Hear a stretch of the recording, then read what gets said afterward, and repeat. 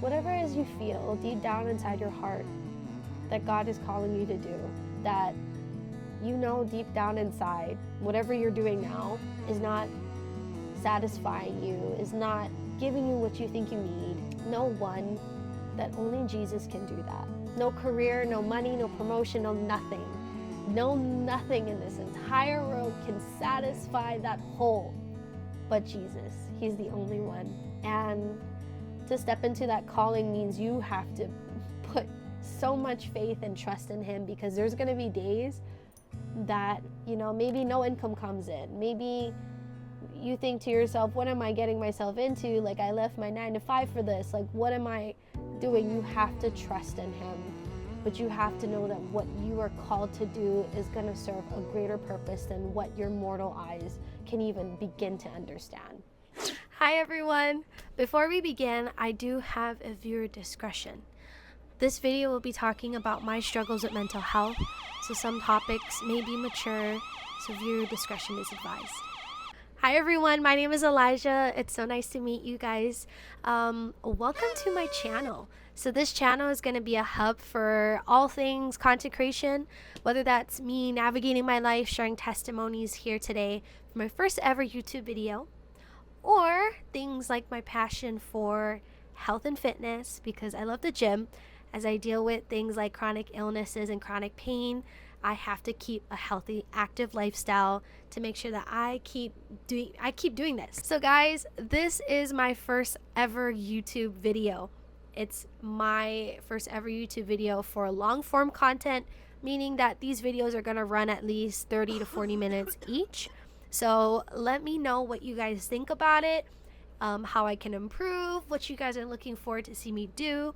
I'm still learning, so please, I am taking any type of critique possible to make sure that I can deliver you the highest quality of content with the engagement needed. All right, guys.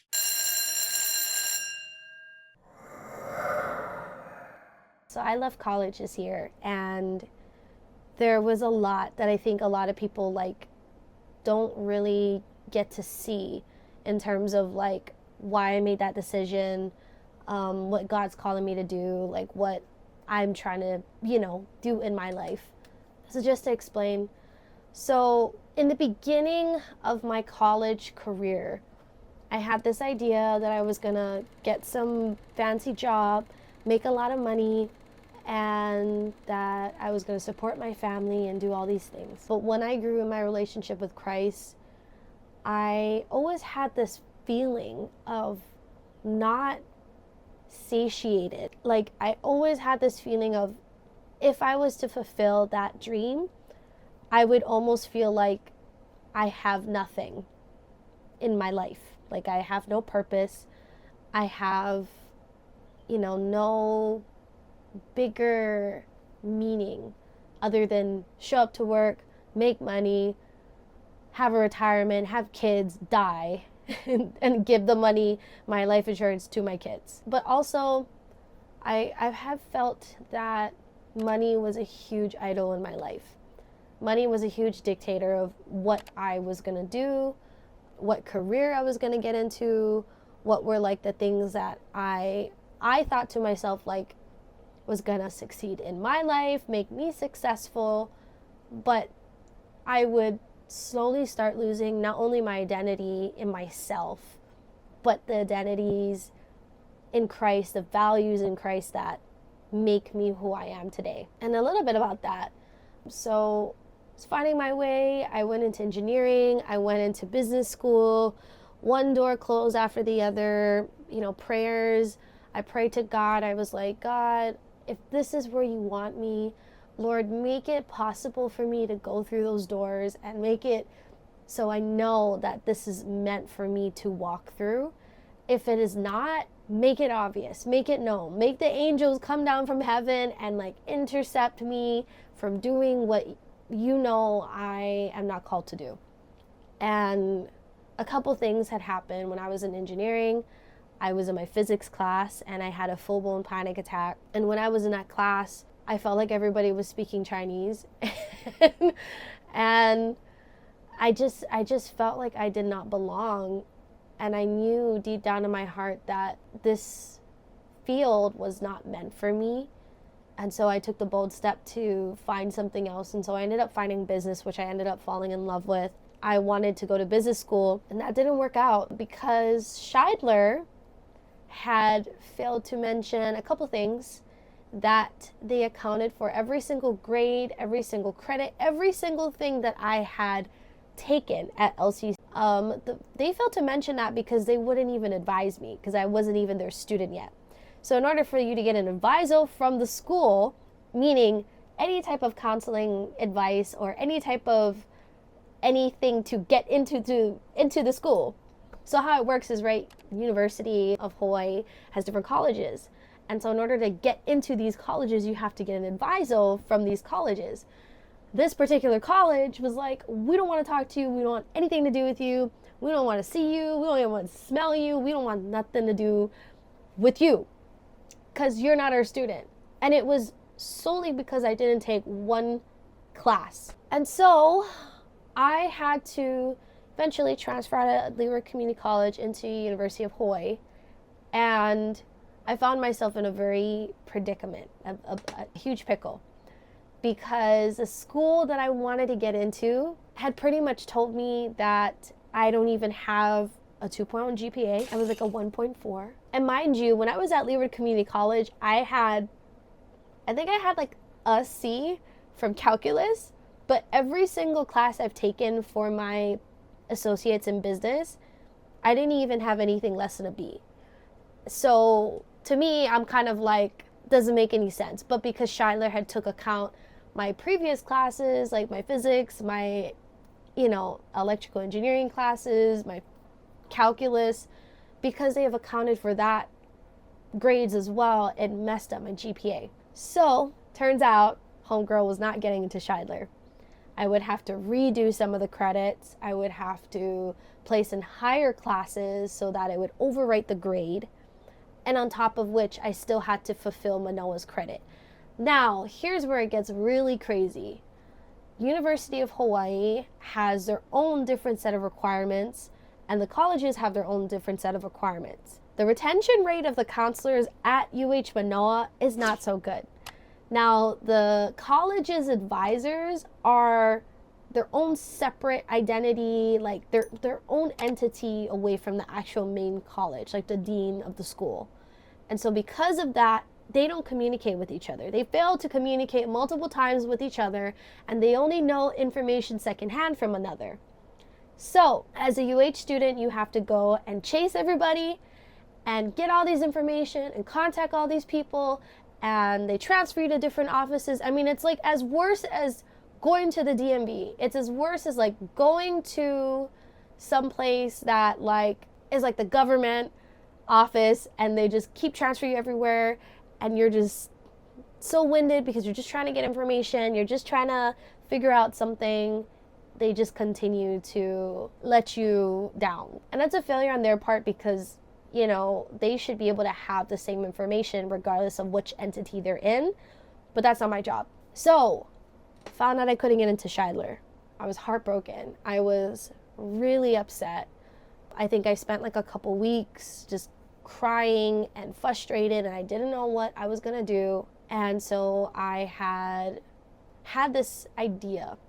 God had spoken to me and said to take an aptitude test. And an aptitude test tells you what you're good at. And so it's a behavioral examination with a certain set of questions. I think I took the one that like the government uses to place you in like if you want to get a job. But I ended up doing really well in a couple areas. One was graphic design and arts, and two was storytelling and writing. So with that information, I had decided that I was going to go into journalism. Yay! And that was a really scary step because that was within the very first week of starting up a new semester. I had to register late because Scheidler was taking forever. So when I had found out the news that I couldn't register to go into the School of Business, not only was an emotional wreck, I didn't know if I was going to continue school. I decided I was going to continue, and I was going to hustle it, and I was going to at least throw myself into this journalism stuff, thinking that it was just going to cover my butt until I could figure out what I actually wanted to do. Well, the first class I've taken was with Professor Amen, and I absolutely fell in love with her. She was like my grandma. She is a Caucasian predominant teacher, but she used to live in China. And she speaks fluent Mandarin. I think she said she speaks a little bit of Cantonese as well. But the way that she taught the class, the way that she taught about politics, our amendments, understanding what it is to have free speech, understanding the freedom of press, I fell in love with it so much. I mean, everything that I learned from business law, because at one point I thought I was going to become an attorney, I thought it had so much precedence over journalism. Like the same concepts were there that I loved. And so I did not want to not continue journalism. I wanted to continue journalism. The classmates I met were amazing. I loved them so much. And what had happened was, as I continued in these courses, the assignments got harder and the challenges got more difficult, and I had to break out of my shell and actually go and talk to people. I had to make these assignments that involved me having to interview people and do research and stuff, and it was all things that I fell in love with so much. I didn't think I was going to get emotional. I'm getting emotional. There was a few classes that I had taken, and I met some amazing people to this day I consider as like one of my really good friends. One is like a brother to me, and the other one is like, I don't think she would say that I'm her best friend, but to me she's a really good classmate and a really good friend.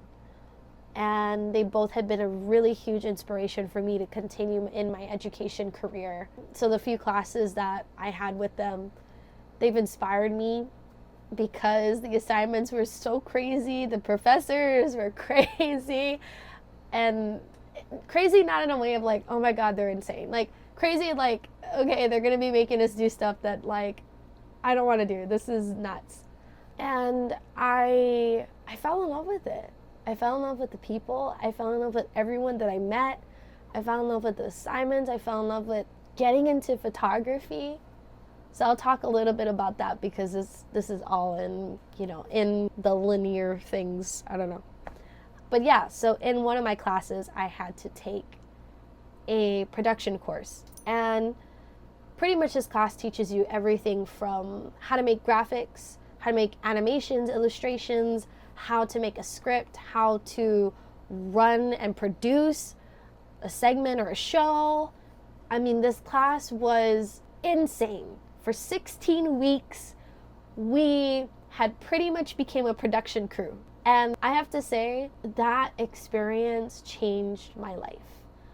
My professor, Sherry, oh my God, I'm gonna cry. It's really unfortunate that she had to step away from the journalism program because I think she really made the program what it is today, especially for students. But Professor Sherry, oh my God, the first day she told us that what we were gonna get ourselves into was something that was either gonna change your life for the worse or change your life for the good. That at the end of the course, we were gonna be taught how to do something that we had never done before, how to produce something or create something that would be on such a scale, such a level of intensity that nobody else can do for us. And she was amazing. I mean, she was strict, she was harsh on us. I mean, she was like a mom to us. For many of us, she was like a mom. And I mean, she made us tough and resilient, and she made us bold and compassionate. I mean, I've never met a professor, I take that away.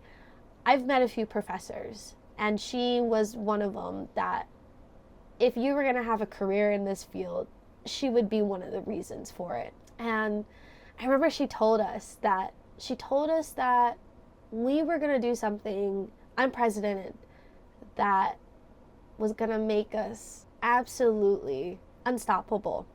That we were going to come out of that class thinking to ourselves, the sky is the limit. We have every single possibility and opportunity in our hands. And we were capable and able to do to do anything that we set our eyes on. We could do it. And she taught us that.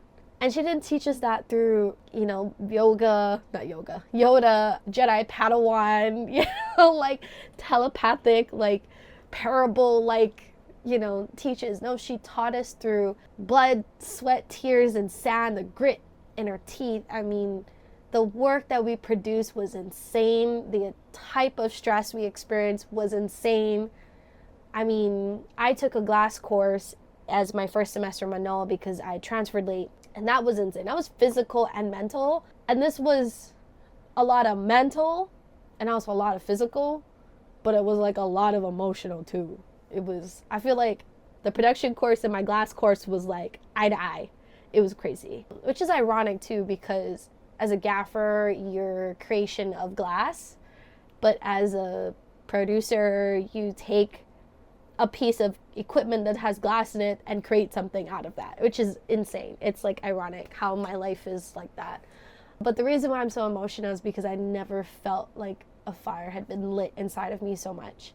I've never felt like I was in a room of people where, excuse my language, but holy shit, these people were gonna bring their A game. They were gonna bring everything to the table and they were gonna leave nothing behind. I mean, we encourage each other and fueled each other's passions. I mean, just to be in that environment was an honor and an opportunity in itself, a lifetime experience. And the reason why I'm emotional is because I miss it. I miss it so much. Like, I miss being, if I could go back in time and experience that class again, I would. I totally would. That was that one class I've felt like I've actually belonged with people that made me not feel like I didn't belong. Like I belonged finally to a group of people where I felt like I could be at home with, that I could share the same ideas, that I could, go crazy and elaborate on these eccentric dreams and goals. And they would look at me and be like, you can do it. Like, I can help you brainstorm to do it. Like, these were the people that if you were going to bring it, they were going to help you go down whatever, path you were going to go down.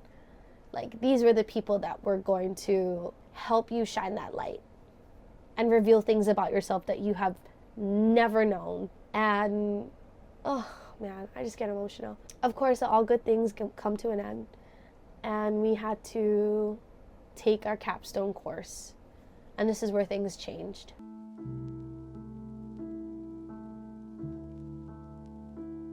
Now my skills are tested. I'm doing things on my own.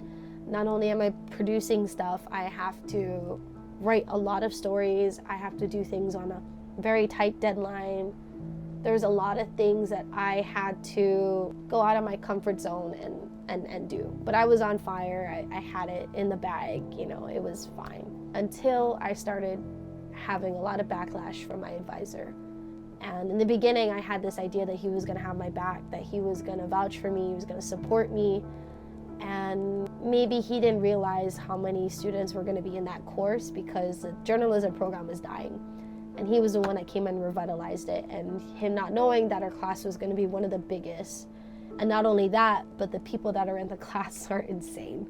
Like, people are on that level, And when you have 30-something students packed in a classroom that are bringing it, that's a lot to manage. And I needed somebody to be there, not only hold my hand in certain things, but like to encourage me to go out and, do things that I had the ambition to do. And that didn't happen. There was a lot of miscommunication. There was a lot of just bad timing. There was a lot of that.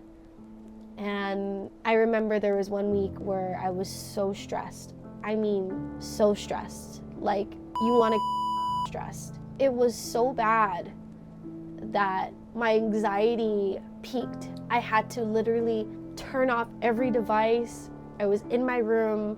I was starving. I didn't shower. I was so bad.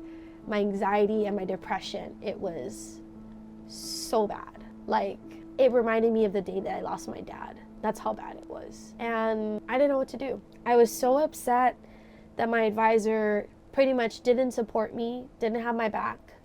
I went out of my way to do this assignment that I was so passionate for. I met everybody, I did all these things, I had it all ready to present him probably what was going to be my final project for the year. And not only I got humiliated in front of the entire class, he made me a bad example, called me out in front of all of my peers, all the people that I cared for, but made it very obvious that it was my fault, that I messed up or whatever, that, I was the one that, did all these things. And what had happened was on the assignment, because I had made great relations with amazing, wonderful people, the threshold at which I was supposed to send him the work was delayed. He said that he had pre-authorized for me to go, but come to find out that he took back his word. And all the work that I had done pretty much was unauthorized. And I found that out after the fact, the week after, when I was in class, and he was boasting to all of his students that had turned in their assignments correctly or whatever, had authorized the official authorization of the assignments, that had turned them in on time. The reason why the assignment was delayed because I was waiting for his response all day.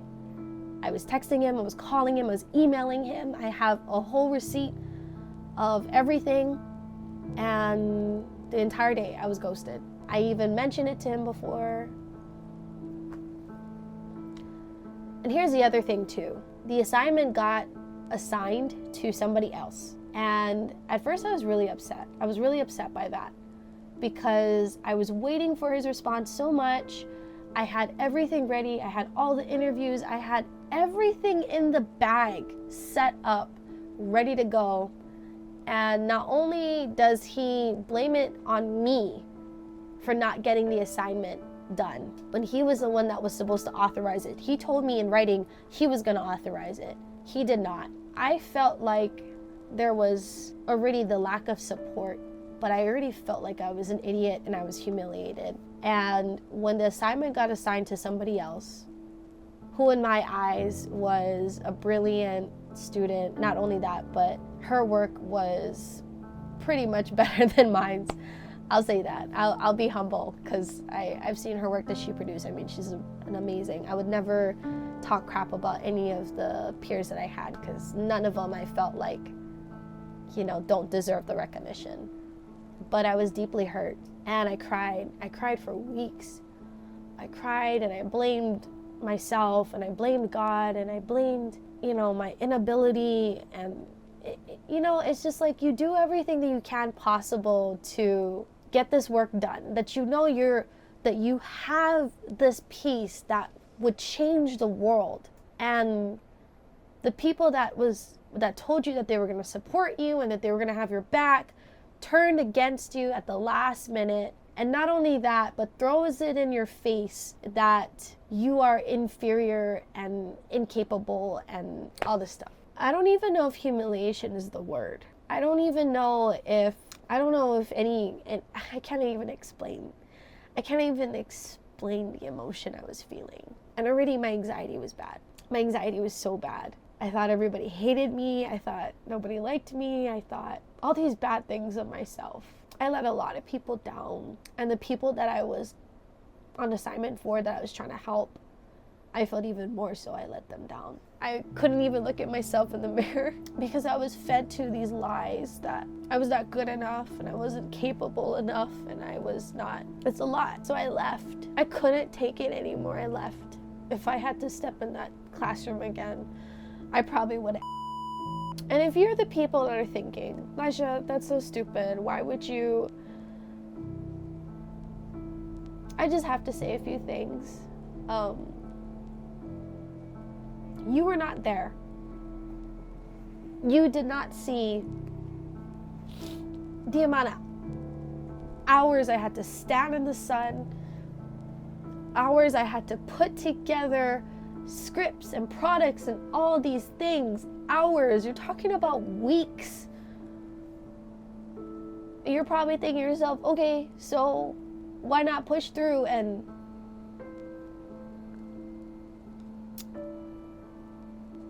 that was the final straw. Because a lot of subtleties of the same things were happening class that kept happening to me, and that was the cherry on the top. That was what ticked me off the most. And I was hurt.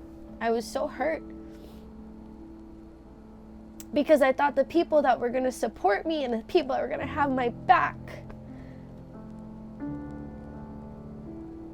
no, instead they humiliated me and made me an example of what not to be in front of the whole class. Sorry.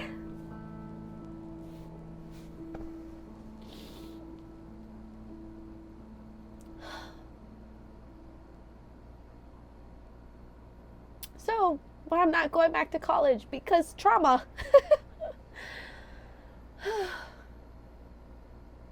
The fierceness that I had inside of me, I had to find that again. I had to pick that part of me up off the floor and find a way to move forward in my life. This is my raw video. There's no script. There's nothing. This is my thing for the damn tablet I was supposed to draw. Maybe I'll still draw and add a video on here. But everybody asked me, why don't you go back? You had only so many amount of years. Why don't you? Ever since my dad died, my papa died, I had this idea that when I was going to go to college, I was going to finish it for them, that I was going to succeed. And every single failure felt like a slap to the face. Anything felt like a slap to the face. Nobody could understand what I had to go through because they didn't see. I was so good at camouflaging every single thing.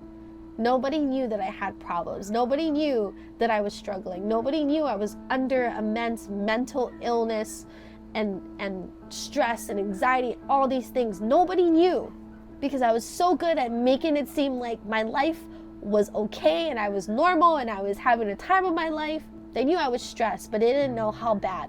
And to this day, I think about like the glory, you know. This was the class I thought I was going to graduate with. This was a class I thought, these are like my people, you know. They still are. I still communicate with them. But moving forward from that was painful. I'm speaking to you guys in November. I have videos of the week that I left. I couldn't even talk in the camera. I couldn't even smile. I couldn't even muster the strength. And I know time moves forward. And I can't say time heals wounds, because only God can. So through immense prayer, through immense group, through immense therapy, through immense everything, I had to pick Elijah back up off the floor, piece by piece. And I know my family may not agree on my timing of things. And I know they think that they want more for my life, and I do too. And they want it now. But I have to trust in God's timing. I have to trust that now I will lead with Him in the front, knowing that whatever He decides to have over my life and whatever He's going to use me for now, that I have to trust in it. Because my entire life, I've been 7 years in college, I was leading with my feet first and not His. I was coming up with the solutions and the paths or whatever, because I didn't know where I was going to move forward. And so everything I had to research and I had to do all this stuff for. And I know now that my life is so much more than what I can do for myself. My life is what God can do for Himself through me. Because as a Christian, we come to understand that all these things have purpose. And not only that, but there's a lesson to be learned, and that God can use me even through this heartbreak, this hardship. I have an idea of where I want to go forward. I've learned all these crazy, amazing things from amazing, wonderful people that I look back on and I'm like, wow, I'm so glad to be in the room with them. I'm so proud to see what they will accomplish in their lifetime. I'm proud to know that I was their friend, that I was their colleague, that I was their classmate, their neighbor. And I'm sitting here with all these gadgets, you know, that I have the expertise in Premiere, Photoshop, Lightroom. You know, I met amazing people at church that helped me to grow and to utilize these skills that I thought after college meant nothing. And all I can say is like all the love and support that I got from people, even through the days where I thought was going to be over. I mean, I don't deserve any of this. I don't deserve any of the things I'm doing, but I'm trying to find my way, trusting in God. Not only that, but being faithful to Him, knowing that everything that I have done is leading up to this one moment where now I actually step out in faith and create and do things for people that need my skills, my expertise, and whatever the hell I do. Which brings me into not content creation, but brings me to me. I love writing stories. I could spend hours researching a topic. I could spend hours being the best and the expert of maybe someone that's not on an educational standard, but I could be the expert in whatever topic because I'm trained to do that. As a journalist, I was trained to do that. Trained to look at sources, how to find good sources, how to look at the language, how to detect propaganda, how to look at the biases and look for objectivity and look for the facts, look at and analyze data. How does that pertain to the analysis, the conclusion? I mean, not only am I that, but I'm also creative. I'm a creator of stuff. I make videos, I make photos, I make memories, I make lasting impressions that people can take forever until they die. I'm a capture of moments. I am a capturer of lifetime moments. I would never do weddings, probably not. I think that's too stressful for me. I mean, they always say never, right? And you never know what God is going to use you to do, so. But I would stray away from weddings. But I love creating. I love drawing. I love art. This is who I am. I'm not really a business person. I'm not really an engineer. I'm not really a medical person. All these things that I thought I was going to be, when deep down I knew that I was an artist. I create art. I love creating art. I love being lost in it. I love being able to make it for other people. I love being able to gift it to other people. And not only that, but I'm a writer. And storytelling can impact somebody's life, but storytelling can change the world. And I found that in myself through my school. So I could never be upset what had happened to me, because I knew from the beginning in my life that whatever I was gonna get myself into, I was gonna get myself into some crazy stuff. And I knew my life was not gonna be normal. I knew that through everything that I've done, like I wasn't gonna live a conventional life, a normal 9 to 5, and just do the same old shit for the rest of my life until I fucking die. And sorry for my language, but that's how I felt. By doing this, by creating this, I'm sitting in a table full of all this equipment, all this technology, and I can't help but just smile and have fulfillment and joy in my life, knowing that this could change somebody's life, that this could be the reason why their business is, will succeed, is going to, impact the world and be the next, like, Fortune 500. I don't know. That's hopeful thinking. But I can't deny that this is who I am. This is what I love to do. This is where my heart lies, is creating, being a creative. And I want to step into that calling full-heartedly. And there's a part of me that still has the fear that whatever I get myself into, that I will not succeed and make a fool out of myself and look stupid again. But I know that's not only the devil talking, but it's the trauma. And I have to trust that whatever God had already created me to be, who I am, I know that whatever I step into, knowing that this is truly who I am, that no matter what the outcome, I know that I'll be happy with whatever I produce or create or whatever. I know that because I don't have to pretend to be somebody else anymore, that this is ultimately me, that, at the end of the day, I'll be okay. I feel happy. I don't feel like I have to take off a mask and, put on another face again the next Monday that comes up. I can be in a place and in a zone and in a mental space where I can be myself and flourish off of that. And it makes me feel good. It makes me feel satisfied. It makes you feel like not only I have great purpose in this world, but I can help put value in other people's lives too, through being me. So this was a really long form video. I have yet to figure out how I'm gonna orientate everything and make everything look nice and, you know, be a full-time content creator. I'm stepping into this having absolutely no idea what I'm getting myself into, but knowing that the adventure is gonna be fun and that all of the things that I'm gonna be getting myself into, knowing it's for a good reason. So I'm gonna leave you guys with this, with these teary eyes and the scratchy throat. Whatever it is you feel deep down inside your heart that God is calling you to do, that you know deep down inside, whatever you're doing now is not satisfying you, is not giving you what you think you need. Know one, that only Jesus can do that. No career, no money, no promotion, no nothing. No nothing in this entire world can satisfy that hole but Jesus. He's the only one. And to step into that calling means you have to put so much faith and trust in him, because there's going to be days that, you know, maybe no income comes in. Maybe you think to yourself, what am I getting myself into? Like, I left my 9 to 5 for this. Like, what am I doing? You have to trust in him.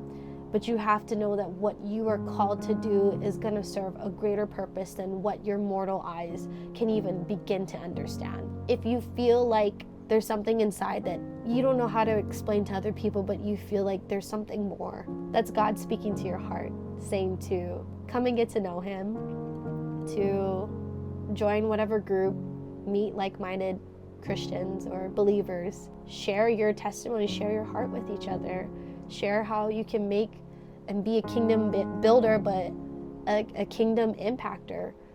You know, pray with each other, grow with each other, be accountable with each other. You know, it's church has not only been, not even church, but the people that I truly believe are like my brothers and sisters. If it wasn't for their belief, knowing that God was going to deliver me from whatever it was, but knowing that out of this, a fruition, like a harvest was gonna come out of it like no other. I mean, that is a belief that can only be brought about by believers. That is a belief that can be only brought to by people who believe in a God. So yeah, I just want to say I love you guys. And if you feel like you're stuck, like you feel like you are in that position now, that you are that Elijah that was 8 months ago, I'm giving you my love, sending you all the hugs in the world, to make you feel like what you're doing is not stupid, that what you're doing is not invalid, that you are special and you are unique. And whatever God is calling you to do, follow it. Follow it. He's gonna take you through an amazing adventure, and know that through anything that he goes, through anything that he takes you through, that he will provide for you wholeheartedly. So you ask and you shall receive. It's in Matthew 7, you can read it. So yeah, that is it. That is my spiel. Moving forward, I'm excited to officially launch my YouTube channel. I'm going to be creating illustrations, graphics, whatever, just to kind of get my feet wet and hopefully start building a portfolio, that people can, you know, actually look at my stuff and be like, wow, I think this work is cool, or wow, I think I want to hire you to do this for my business. So I'm going to slowly kind of integrate all these things. It's going to look random. I'm not going to do just only videos just to kind of like showcase all of the skills that I've learned. But I'm a jack of all trades. I think the only thing I can't do is, what can I not do? I probably can't do my husband's job, because he's an engineer, so for the government. So I probably can't do that. But yeah, believe. If you can't believe in yourself, believe in a God that believes in you. And know that whatever it is that your heart is being called to, is being pulled, that even though you're gonna go through it, you are gonna make it out of it. And you're gonna be so blessed and so overfilled abundantly that you're not gonna wanna not. You're gonna want to pour into other people. You're gonna wanna be generous. You're gonna wanna help others and impact others in such a way that the you that didn't have God, or the you that wasn't walking in that calling, would be like, That's crazy. I don't know how to explain it. You just gotta go find it for yourself. I'm still on that path. I'm still trekking that journey. So I hope you guys will tag along for the ride and be a part of that journey and that process with me. So, yeah. All right, guys. I love you. See you next time. Bye.